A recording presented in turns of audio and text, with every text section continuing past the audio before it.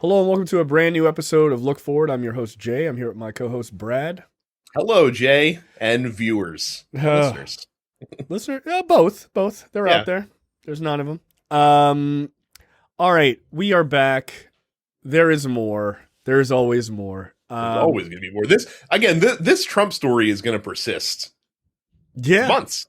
I mean, until a court case starts, Yeah, like And I don't know how much we're information constantly going to be finding out new things, partially thanks to the former president's complete dedication to incompetency.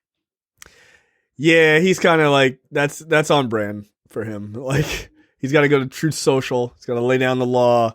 He's got to spill the beans and say something really stupid, thus proving the other side's point constantly.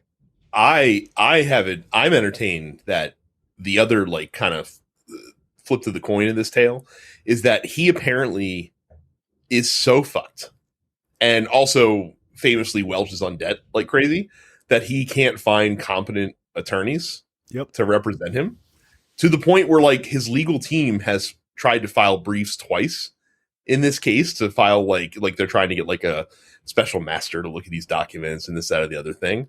And both times, like the clerk of the judge that they were filing with was like, "You guys filled this brief out wrong. Like, it's not clear that you're representing it because you guys can't do the clerical stuff." One of the lawyers, I don't know if you know this, one of the lawyers, hometown hero. He's from Baltimore. Oh, really? Yeah. One of them is embarrassing. it's massively embarrassing actually.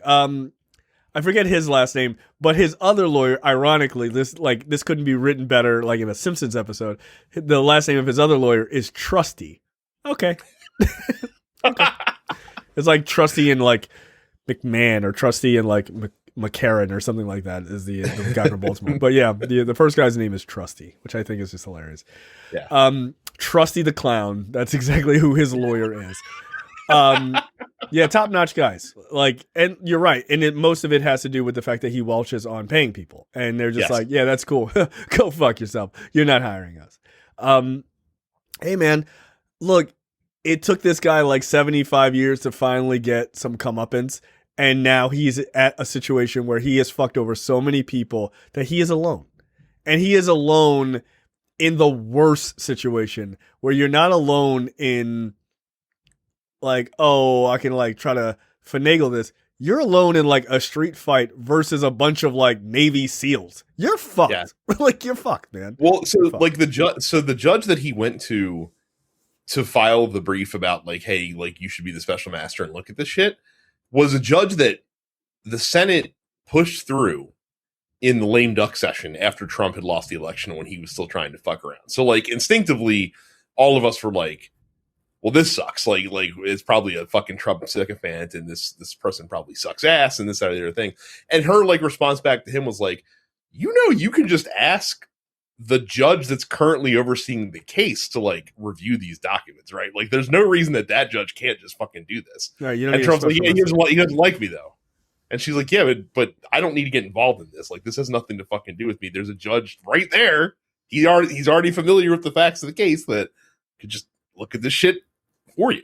Like, there's no reason to come to me. Again, like he has burned so many bridges, and look, even if you're a Trump appointed judge, do you really want to be tied to this guy? Oh, absolutely not. Like, yo, absolutely you're like, not. If you're looking at your career and you're like, I just became a federal judge for life. This guy is on his way out in one way or another, whether that's legally or just becomes a pariah or dies in the next 10 years. I'm going to be on this bench for at least another like 25, 30 years. What do I give a shit? Right. What do I care? I'm not going to sacrifice my career for that.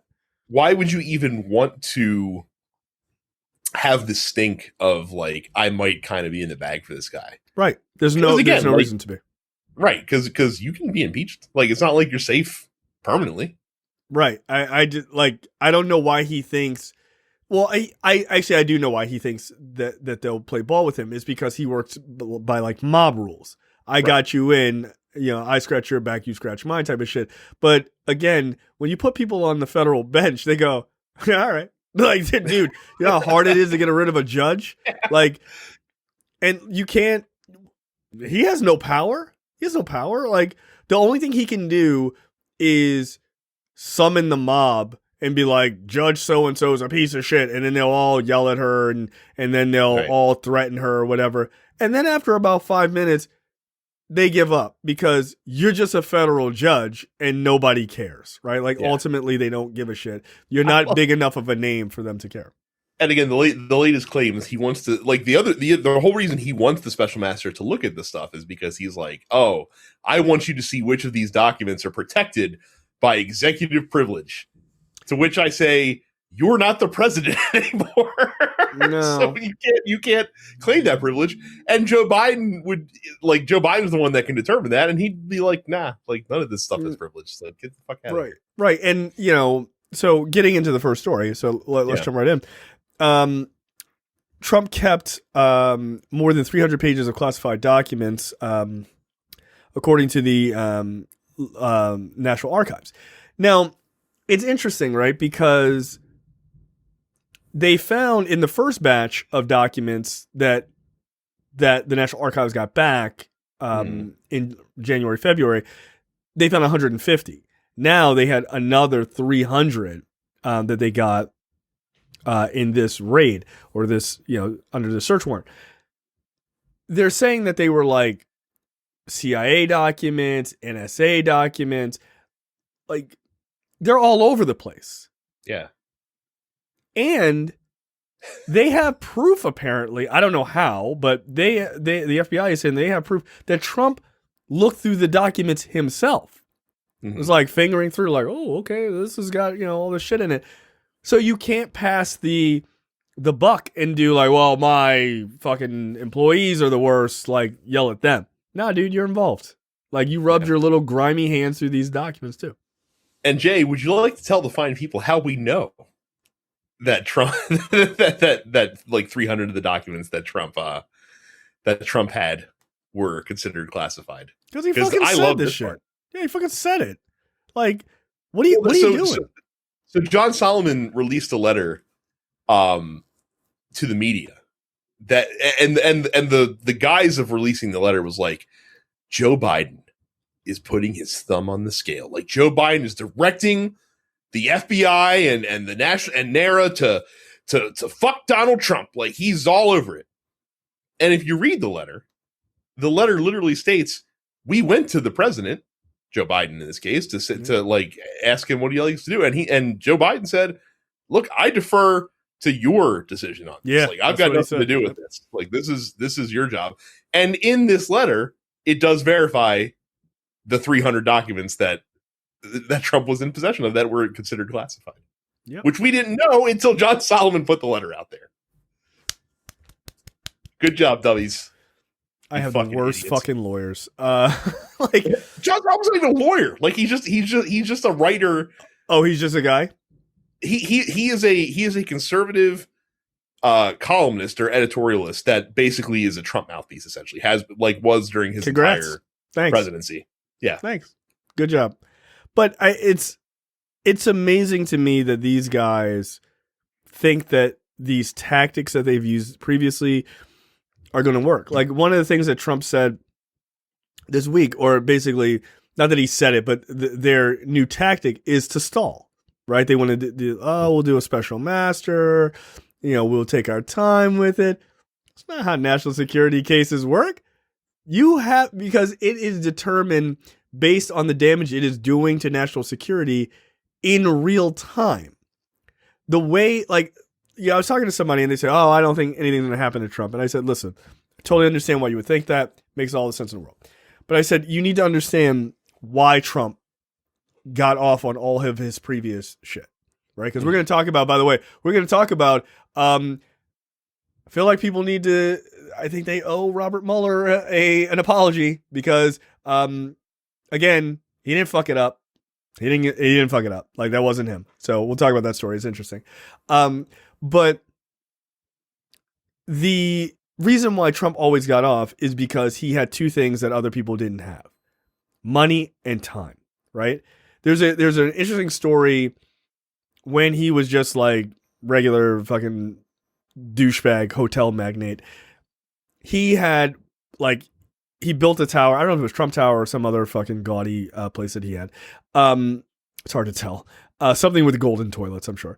And only in the penthouse. Only in the classy shit. But he needed 75 grand pianos in this building, or 30 grand pianos, right? And so he hired this company to provide these grand pianos and set them up inside the hotel. I think it was Trump Tower.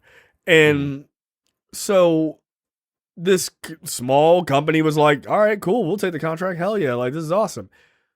They go, they provide all the pianos, they tune them, they take care of them, they do all this shit, they wheel them in, they set them up. They're like, all right, money, the exchange for goods and services, right? Yeah. And Trump stiffed him, right? And he was like, nah, I'm not paying it, because one of the pianos was scratched or some shit, right? It was like, okay, what the fuck? And some bullshit excuse.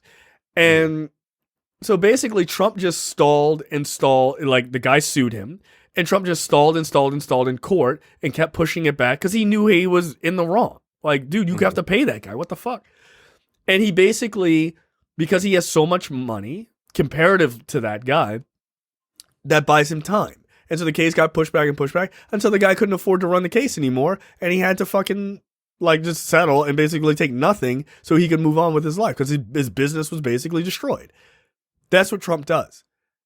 And I understand why people are leery about him getting off because of those tactics in that history. That's not how national security works. I made the point about him being in a street fight with a bunch of Navy SEALs for a reason. You are up against people who their sole job is to protect the data that you took. And spoiler alert, he admitted that he illegally took it. I'm going to explain that in the next story. Right? He quite literally explains that, yeah, I took it. And his reasoning is crazy.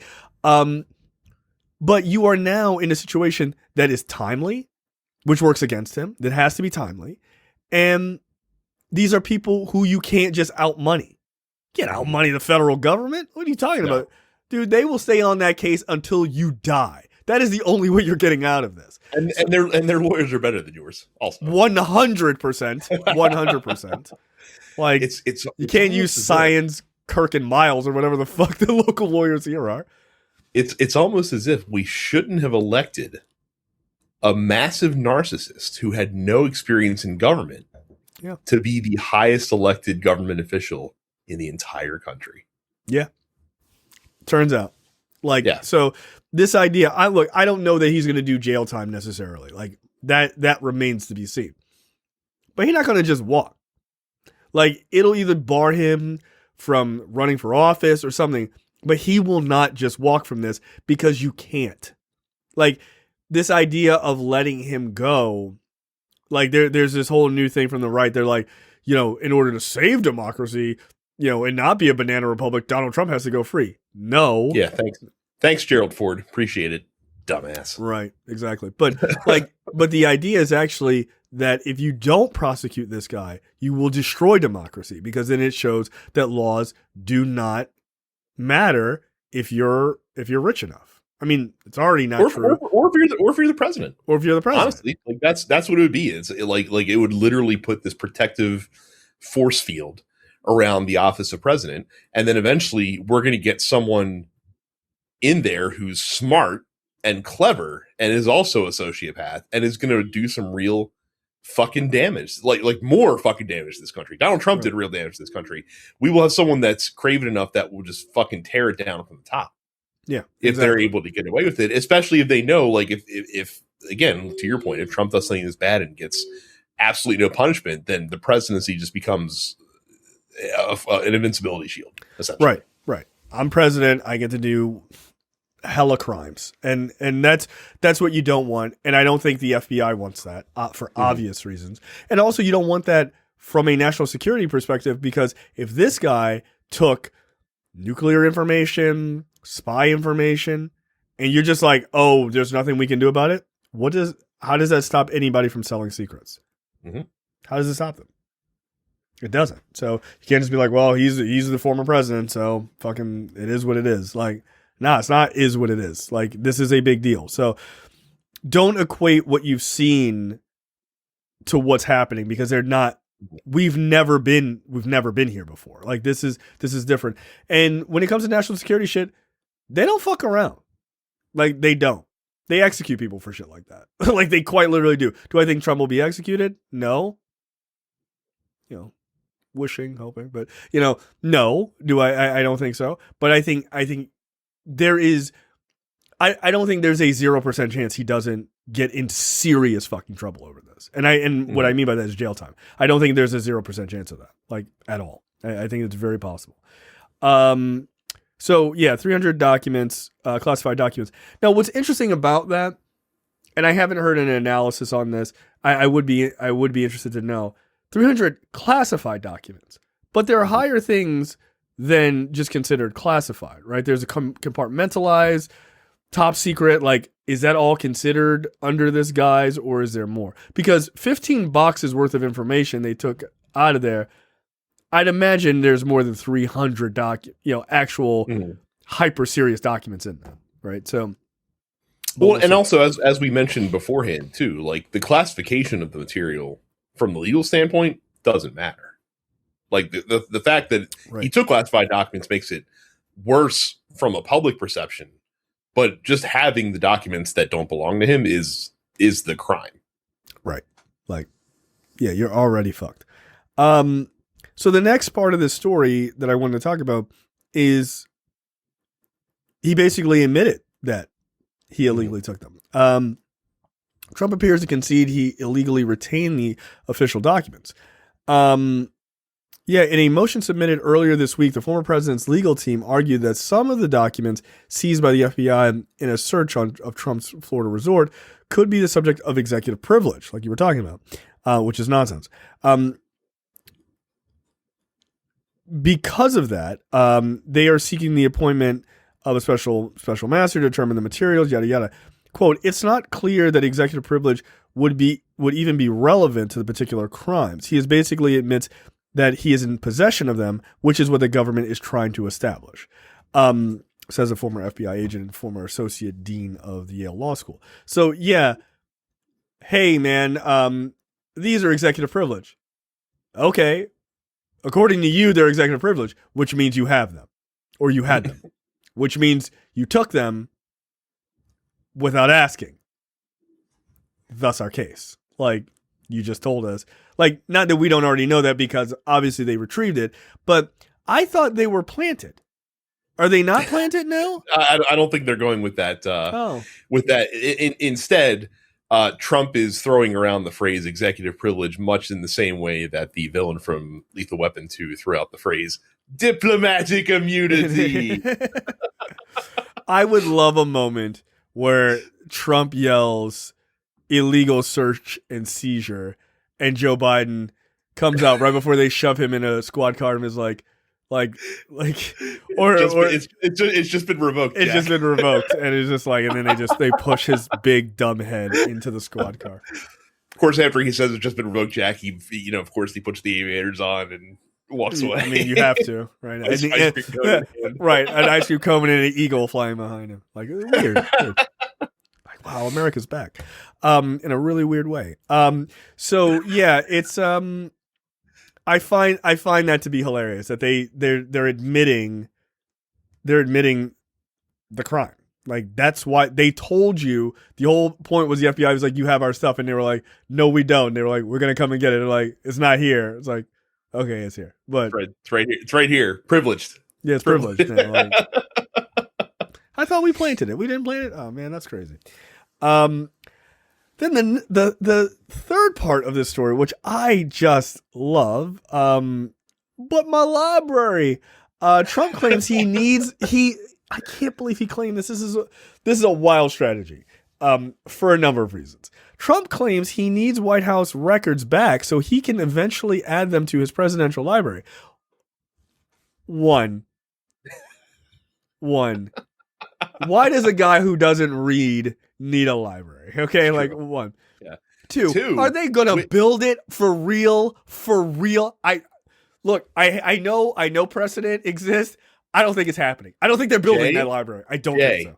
Not not only it's not a question to me of whether they will build it or not. The question that I have for you is which of his golf courses will they build it on? That's the question that you really have to answer. Okay, all right. That's pretty good. Because that's all it's going to be. It's just going to be a funnel to get people to the golf course. Which hole will be the size? Maybe you put it beside the 9th hole, so that when you come in from the front, you take a tour through the Trump Library Museum. Hit the back. Hit the back nine. You first you go to the pro shop and you grab a hot dog and a hamburger and a beer, and then you go out and you hit the back nine afterwards. You know what? That's not bad. That's a pretty good theory, actually. That's not a bad theory. I could see it, man. I mean, I guess the question is, do you have to step over the grave of his dead ex-wife in order to get into the Trump library? Which I assume is just a bunch of pop-up books, by the way. Well, the dead wife is on the side of the first hole on the course, apparently. At Bedminster? Yeah. It's at Bedminster. I think also like the ladies' tee box is right near the gravesite. That's what I'm imagining. Like that's how he has it designated.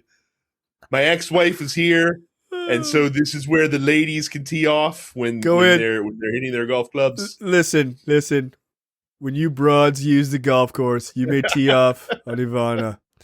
She was a lovely woman. That's really hilarious. I think, look, I'm telling you, I have a very visceral reaction to the idea of a Trump presidential library. I don't think that's real. That's never going to happen. I don't think it was real until they realized that was the excuse they had to use, because of course he's like, the first thing he does is he's, well, Obama did, and like he threw that out there. And the narrative's out. They're like, no, like we took possession of the documents and we brought them to the presidential library, and we still technically own them, but we license them out to the library, because that's how this works. And Trump's reacting, library, eh? Like that's all I need to claim for this to be fine. Like I was just keeping them safe for the library. Like he's like Homer Simpson, like Gime. Oh, Gime! I got it. I knew what that was. Like, what's gonna be in the Trump presidential library? The letter, the letter from Kim Jong Un. The correspondence with North Korea, 100%. The orb picture will probably be like a giant mural when you first walk in the door. Like that's the first thing that you'll see is the orb. It's the Legion of Doom fucking image, right? No, that's a fucking maybe. Well, no, I was gonna say maybe Mike Pence gets one picture of him like looking firm and fierce over the demilitarized zone, but no, Trump's no. No, if anything, he will have that picture made into a dartboard. yeah, for his hillbilly followers.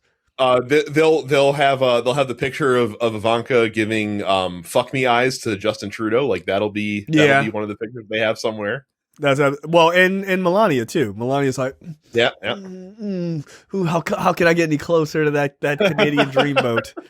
I'm trying to think. Like, what books? Like the what was the first book that one guy wrote about him that was like the bombshell book about how incompetent he was? I can't remember. That was like half like bullshit, half real. SNL did a whole skit, and they were like, is this book real? He was like, what the books will be is they'll just be books of all of his compiled tweets, basically, like that you can just kind of flip through and read. Essentially, they will be. They're gonna put like his more famous tweets, like Obama, the Obama toaster, right? Like all of that shit. We'll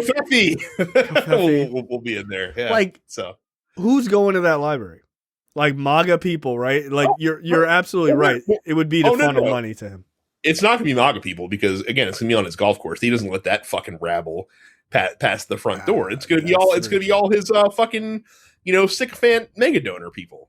Like to get in, you probably have to donate like $50,000 to the Trump PAC, which is really just a money funnel to go to him essentially. So yeah, they're not building that library.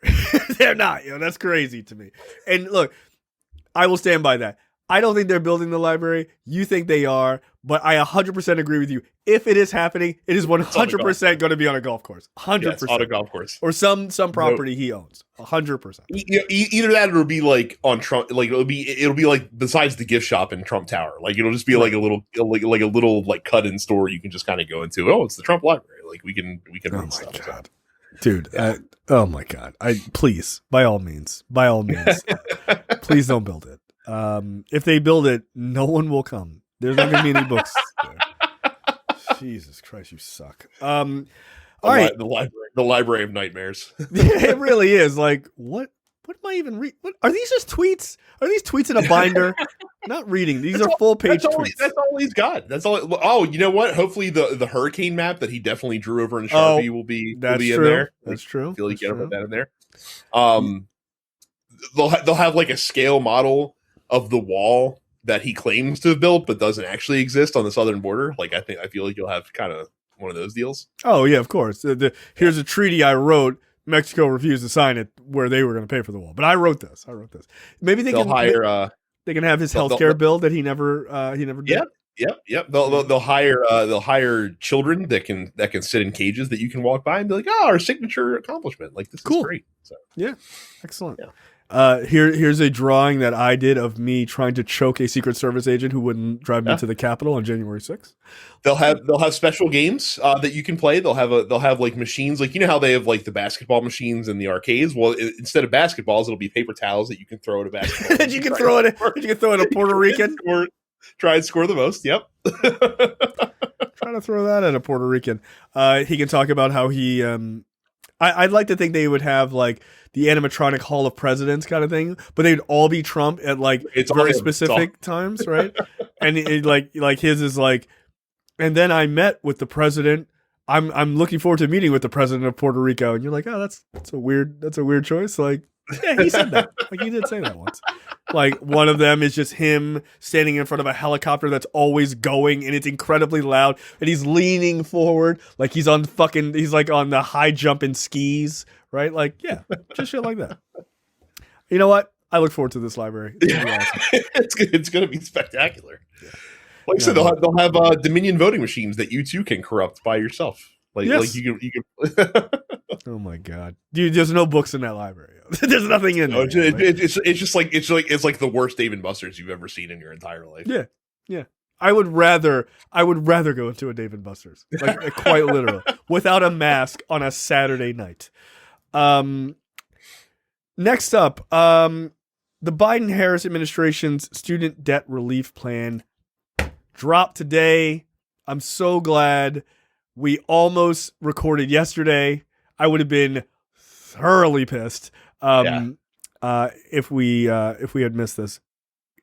How little does this help people, according to people on the far left, Brad? I mean, no one Jay, I don't know about you, but when I saw the news, I was upset because my full and honest expectation was not only would Biden and the federal government relieve all of the student debt, but they would literally pay back everyone else who had paid student loans the amount of their student loans. Like that anything short of that is a grave disappointment. I quite literally saw people say they should pay back people. And I was like, yo, what do you think? Like, why is the goalpost on Mars and then you get mad because they didn't fly a rocket up there? Like, come on, man, it's impossible. The best example of fighting that argument, which is the conservative argument, like, oh, it's not fair that people that paid their student loans, have to watch this happen in front of their eyes, is like the cartoon that someone, drew of like a trolley that ran over like 5 people. Right. And then there's another 5 people further down on the track, but they can divert it. And like the guy saying, we could divert this trolley now, but it would be really unfair to the people that it already killed. It's the same. That's all you need to know. Well, it's what's the one that I just sent to you and Andy? Jesus paying for the sins of everyone is an insult to those who pay for their own sins. Yeah, it's the same idea. It's the same stupid ass idea. Look, you shouldn't want other people to suffer just because you went through hardship. Like, what kind of miserable fucking douchebag are you? A boomer. Okay, that's fair. Yeah, I mean, I get it. like I've paid back loans. Like my wife had a shit ton of loans. I had loans. And that doesn't mean I want to see other people suffer unreasonably. But I'm also not like, I'm not a dickbag in that way, but I'm also not an unreasonable asshole to say, hey, why don't we pay off everyone's student loans? Mm-hmm. That's insane. And if you're making the point that was a reasonable standard, it's a completely unreasonable standard. Yeah. Well, I get why you would want it, but it's an unreasonable standard to expect. Arguably, the biggest feature, one of the other biggest features, besides the $10,000 to $20,000 of relief that they're giving to people, is also the payment. We'll talk. By the way, we'll talk about the difference and why that is. But go ahead. Yes, the payment caps that they have in place. Yes. So currently, you are capped at 10% of your monthly income. Like your loan repayment can't exceed 10% of your monthly income, right. And that's literally being halved with this legislation. Yep. So like your loan payments can no longer exceed 5% of your monthly income, which is a lot of fucking money for a lot of people. Generally. Yeah, absolutely. Now let's go through this a little bit, which I find to be very interesting. First part is there's going to be one final extension of the student repayment pause, right? They're going to extend that through December 31st, right? Through the end of the year. January 1, 2023, you got to start paying your student loans again. I think that's good. I think it's good for them. I think the pause is good. An additional pause is good. But I also think it's good to say this is the final one. Because then you're done with the is it going again? Is it going again? Like as we approach the deadline coming up. So right. And also not only that, you're pushing it to the end of the year, which means you're pushing it past the midterms. I think that's also very smart. Like, get it done. And Christmas. Merry Christmas. We're done with the pause. So there, like you said, there's no will they, won't they type of shit coming in a number of months. They're done. They already told you, don't pretend that you didn't know. You don't have to be, what? No, they're telling you, right? They're not saying, hey, here's another pause. They're saying this is the final pause. And I think being explicit about that, whether you like it or not, I think that gives people an understanding. They go, okay, I can prepare for that.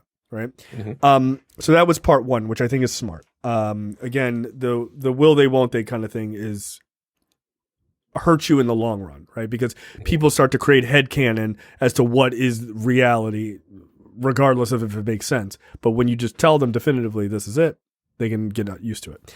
The second part, which is the big part, is providing targeted debt relief to lower and middle income families. If you have, this is quoting them, to smooth the transition back to repayment and help borrowers at highest risk of delinquencies or default one payment resumes, the Department of Education will provide up to $20,000 in debt cancellation to Pell Grant recipients with loans held by the Department of Education, and up to $10,000 in debt cancellation to non-Pell Grant recipients. Borrowers are eligible for this relief if the individual income is less than $125,000 or $250,000 for the household, right? If you're married or what have you. That $10,000 and $20,000 difference is incredibly important. And I'll tell you why. I don't know if you realize this, Brad, but this speaks to black people very specifically. Joe Biden think he's slick. We see you, Joe. We see you.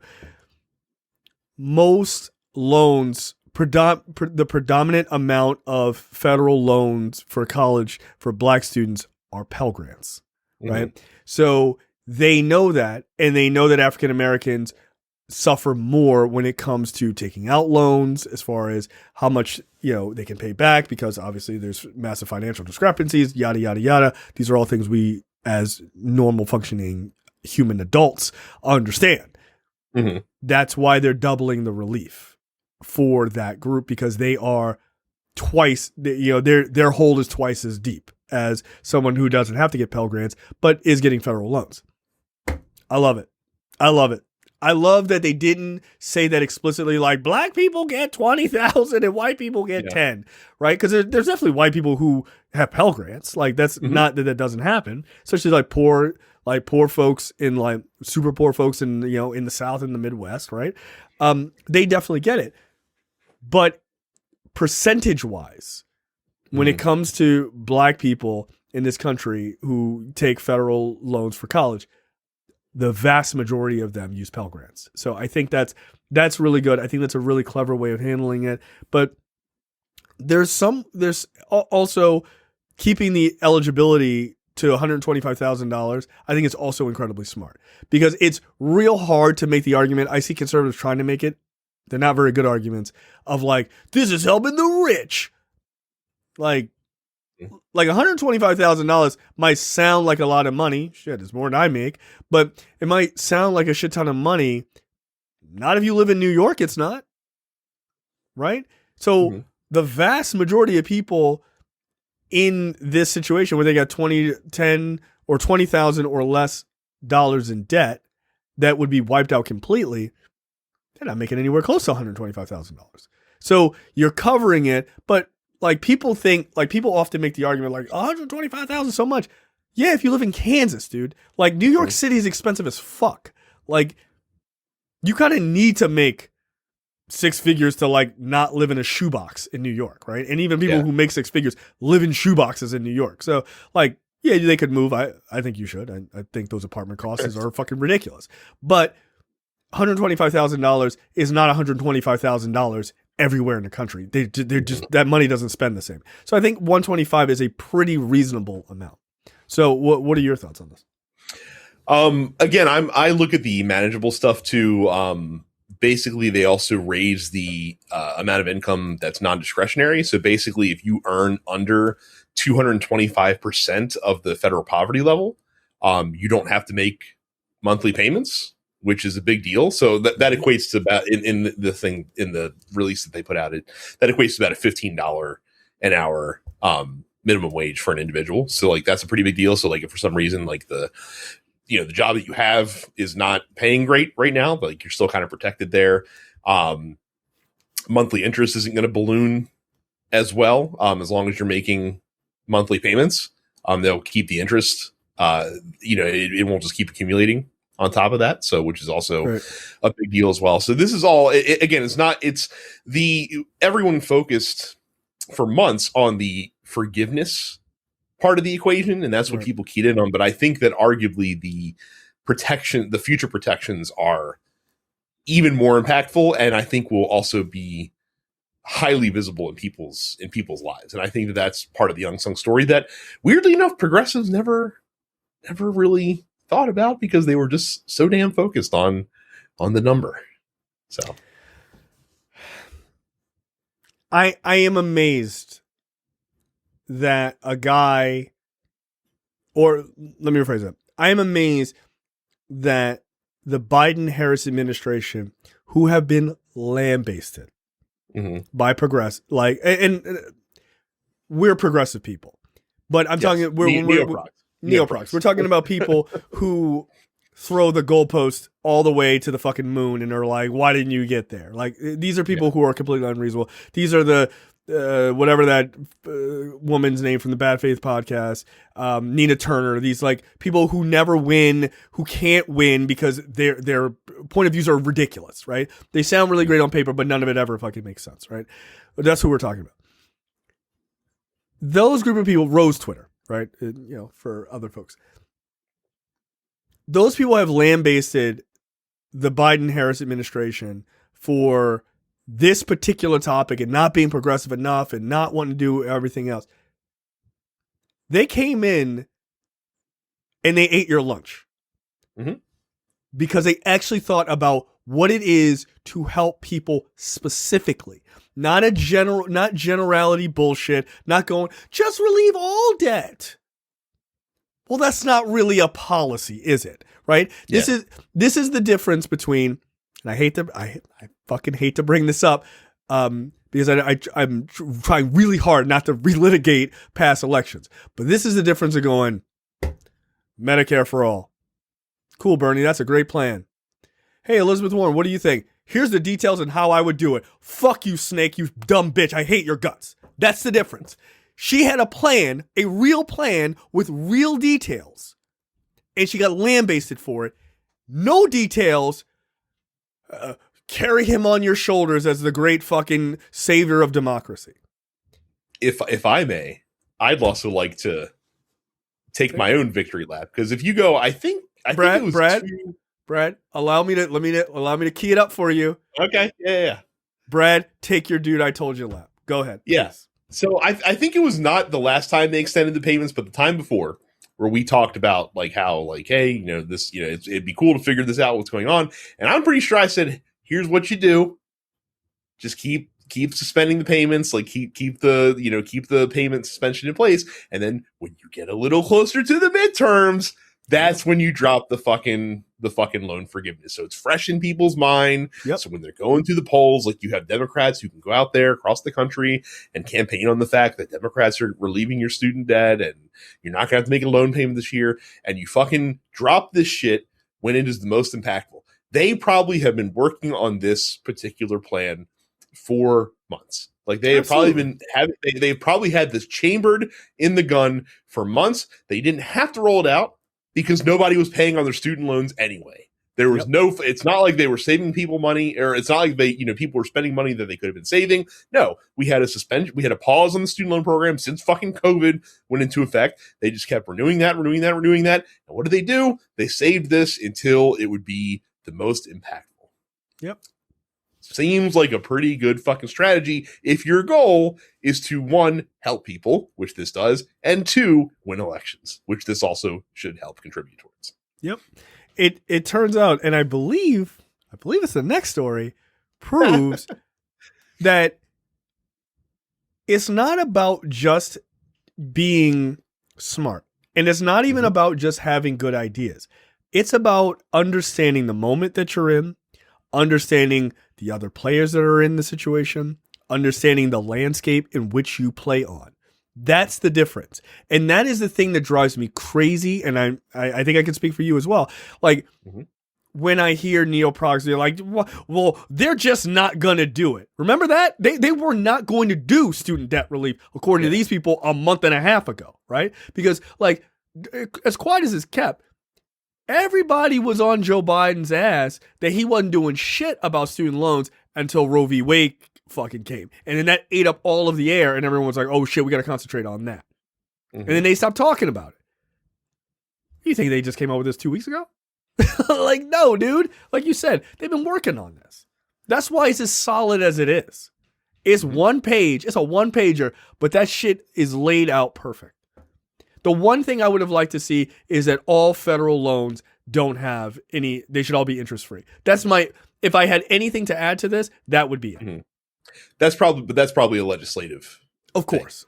You can't, there's no way you could do that. I don't think you could wave a pen and make that. Right. Make that but, and I'm okay with that, right? Like I'm okay to say, yes, that's the thing in Congress. I'm not going to pretend that I don't think that's a thing that Congress has to do and then get mad at Joe Biden for not being a king. Like that's what they do.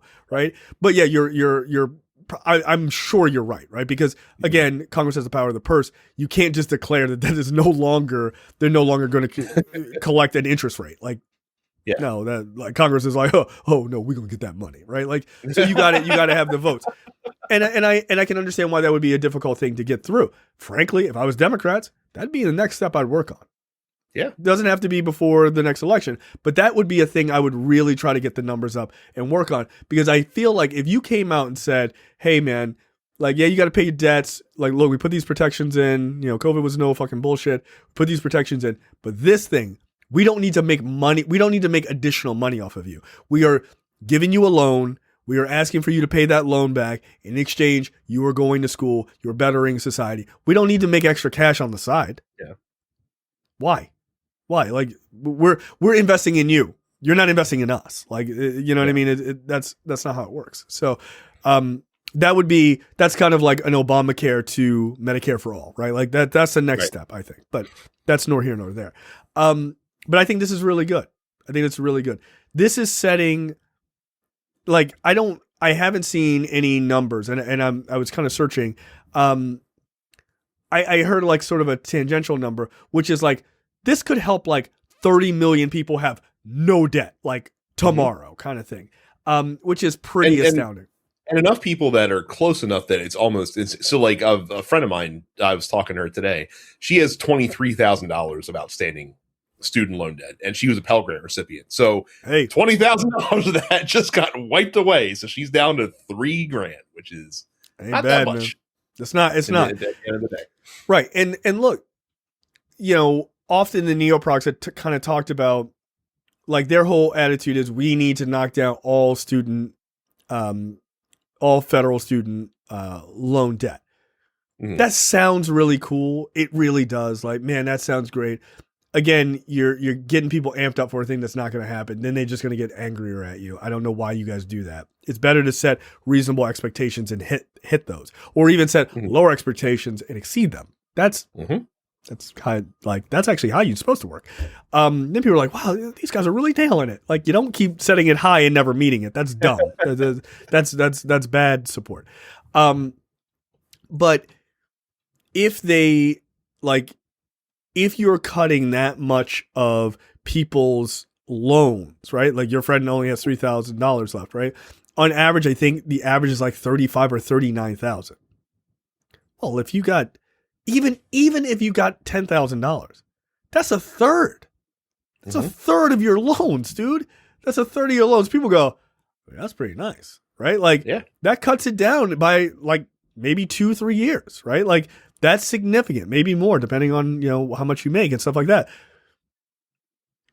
Progressives or these neoprocs, they have to realize that it is more important to help the vast majority of people and to really help them than to give a pie in the sky answer that gets everyone super excited. Well, and not only not even that. Like, I don't think that you need to that we stop here and it's like, all right, well, we got 10 G's or 20 G's and we got all these extra, protections in place. You start there. We're getting off the train. Like, we did it, guys. We climbed the mountain. Like, no. Like, you can continue fighting for more forgiveness. You can continue fighting for, free, paid for community college and stuff like that, so that people don't have to, and that kind of thing.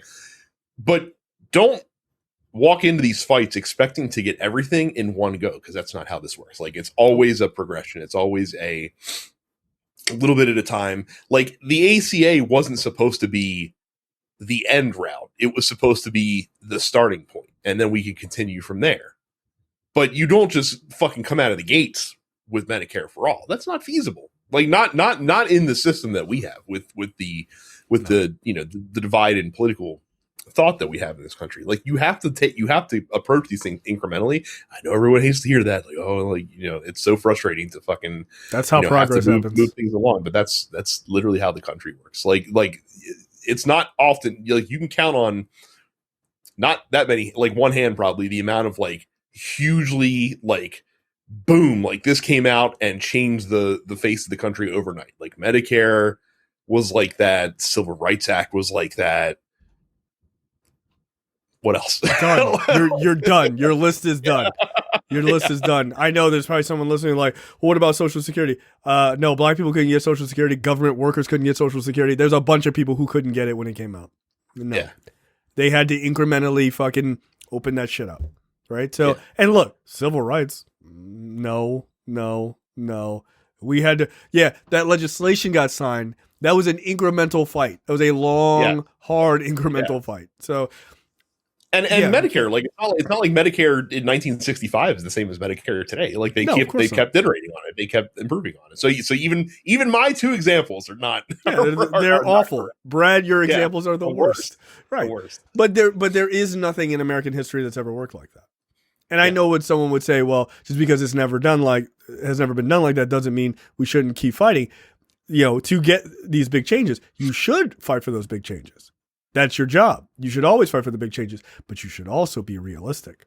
And when you get real victories, you high five and you fucking high five everybody, and then you go right back to work. Or if I can dovetail into the next story, you take the little victories until you can build up your coalition so that you can eventually get bigger victories because you have a larger voice and a larger block of voting, which is not what happened to the Democrats in New York's 10th district, or should I say the progressive Democrats in New York's 10th district. So it happened to the Democrats, just not the progressive ones. Yeah. So to set the scene for you, So New York obviously suffered some redistricting this year that kind of jumbled up some sitting Congress people in New York. And of course, like Sean Patrick Maloney, like pulled the dick move of going to a district like where another sitting congressperson was, even though his job's literally to grow the Democratic caucus in the House. Like, that's literally what he's there to do. And you had like Jerry Nadler facing off against Carolyn Maloney, two like committee chairs that are now in the same district that had to battle each other, and that got pretty ugly. But in New York's 10th district, which was a very safe blue district, like a firmly Democratic district, you had about 4 candidates that were running that had a legitimate chance of winning, and Bill de Blasio, who dropped out a couple weeks ago because he was getting his clock cleaned, which is hilarious for other reasons. But you had 4 candidates. One of them, Daniel Goldman, who you might remember because he was the guy that was the lawyer for Trump's first impeachment in the House. Yes. So he's running for Congress. But Dan Goldman is also like independently wealthy. He's a former prosecutor. He is very much a moderate Democrat and not very popular with the progressive left, which is fair. Like no worries there. But you had 3 progressive candidates running against him in the district, including an incumbent House member in Mondaire Jones. Now, one would assume that if you have 3 progressives running against 1 moderate candidate, that it would be good strategy for 2 of the progressive candidates to clear the deck and throw their support behind the other progressive candidate. Because again, the main goal at the end of the day is supposed to be to grow the progressive caucus in the House. And as it turns out, in New York's 10th district, had they done that and had these progressive candidates coalesce together instead of insisting on running independently, they would have probably captured at least 50% to 60% of the vote in this primary and cruised.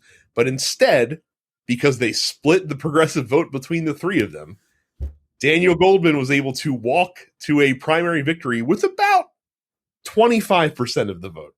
Yep. In this district. That's not the DCCC's fault. That's your fault. No. Absolutely. That's your fault. This is why it's important when you build a docket to make sure the stories are in good order, right? Because this dovetails exactly into that last story. You have to understand it's not good enough it honestly is not good enough to just have good ideas. You have to know how to play the game.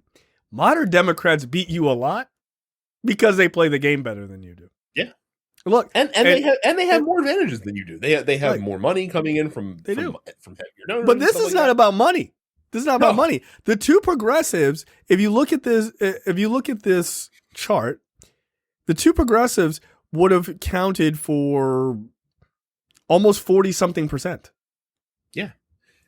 And here's the thing. They would have crushed Dan Goldman. In this case, all 3 of them, or 2 of them, didn't have to drop out. Rivera, who finished 4th in the voting? If Rivera had dropped out. If she had backed either of the other 2 progressives, they would have won. Yep. Like if she had just dropped out, they would have won. Yep. This is the thing.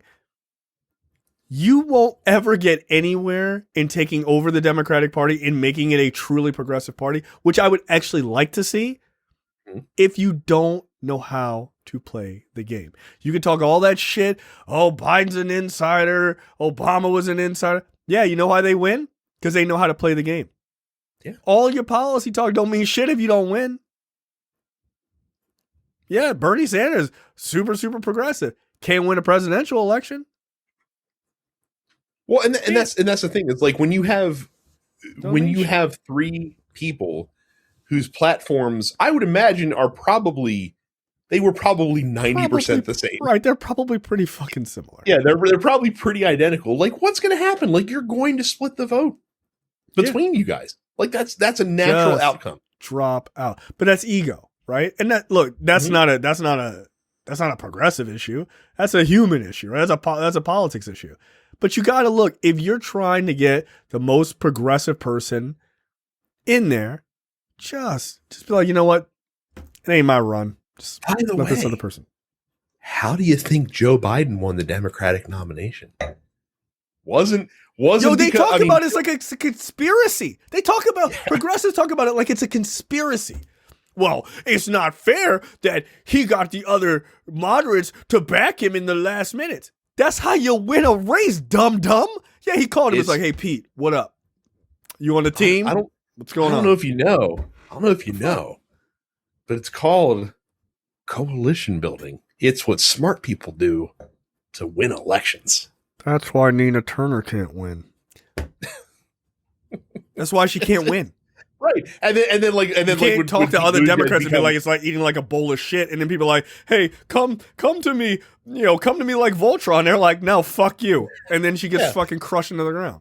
Yeah, of course. And then like you said, like Pete Buttigieg then becomes like, transportation secretary. And like, see, the quid pro quo. I'm like, dude, that's politics. Like, it's literally politics. That's what you're supposed to drop do. out. Yeah, like drop out, back me, and I'll make sure that you're taking care. You have an important thing to do. Like I'll make sure you're part of my team. Like I'll make sure you're in the administration. Harris, drop the fuck out. What's up? Yeah. Like they coalesce behind a guy who could win. But if it's according to you, they should never drop out, keep fighting, split the fucking vote, and then Trump wins. No, you need a guy who can fucking beat him. If you go, oh shit, this guy's like, everyone's coming behind this guy, get the fuck out of the way and let that guy win. It's better to win as a team than to lose to a guy. I mean, Dan Goldman's a fine person, right? Like, but he's not as progressive as people want him to be, right? But you could have had one of these other people in. You could have had him in, but you fucked it. Was it Mondaire Jones? He's he's the current city council. Yeah. Right. Just back Mondaire Jones, like, or I mean, look, this other person, Yulin Noel, is clearly kicked the shit out of him, right? That's fine. Mm-hmm. Hey, Mondaire, you knew the numbers going in. Just step aside. Or like you said, Rivera, you definitely knew you were in fourth place. Sit down. Just sit the fuck down. Back either Mondaire Jones or the other person. And I don't want to linger on this because actually, so like New York's and Florida's primaries were last night, and progressive Democrats actually had a decent night, not only in federal elections but also in state and local elections as well. But this was a gimme, like this was a layup, like this wasn't even hard to fucking to accomplish this. But like you said, it's ego. You got to get the egos out of the way, and that's the problem. Is that if you can't, you're never going to build the coalition that you want unless you have a plan, unless you are smart, unless you can strategize. That's the reason. Because moderates collude with each other. They do. Like they fucking collude with each other. They support each other. Yeah, they support each other. They back each other. They stump for each other. They fundraise for each other. Like they have a cohesive unit that you have to have that same level of fight back to figure out. Like Rivera should have figured out 2 months ago that she needed to be the one to step aside. Yep. And back one of the other progressive candidates. That would have been the smart money if you actually care about getting progressives more representation. And not just yourself. And not just get yourself at the top. Right.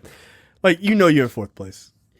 Like, it's one thing if Mondaire Jones and this other person, I don't want to just keep saying other person, Uline, it's one thing if they're battling back and forth and they're like, oh, I think I could be Dan Goldman. I think like they're in first and second. That makes sense, right? Like, and they're, like Mondaire Jones kind of got routed a little bit there, but I can see why as an incumbent, he thought like I could make this happen. That makes sense. But if you're in fourth and fifth and sixth place, get the fuck out of the way. Get the fuck out of the way. Bill de Blasio ran for president 2 years ago. And Bill de Blasio even had the good sense to be like, yeah, I'm not going to fucking win this race. Bill de Blasio got 380 votes. Well, but he dropped out 2 weeks ago. So like that's kind of a misnomer. But still, like, but in his concession, like in him dropping out 2 weeks ago, he literally said the voters have made it clear they're looking for a different choice. That I suck. Yeah. Balls, and she votes for someone else. But you got to get your ego out of the way. But now look what it cost you. Let me guess. Cost you a guaranteed seat. Yeah. Oh, let me guess. It's the DCCC's fault.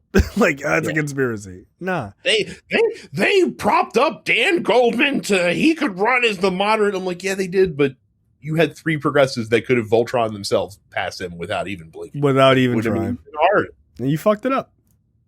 Good job, dum-dums. Okay, that's the end of the free portion for this week's episode of Look Forward. Make sure you go to lookforwardshow.com/premium. Sign up for premium content. It's only $5 a month or $50 for the full year.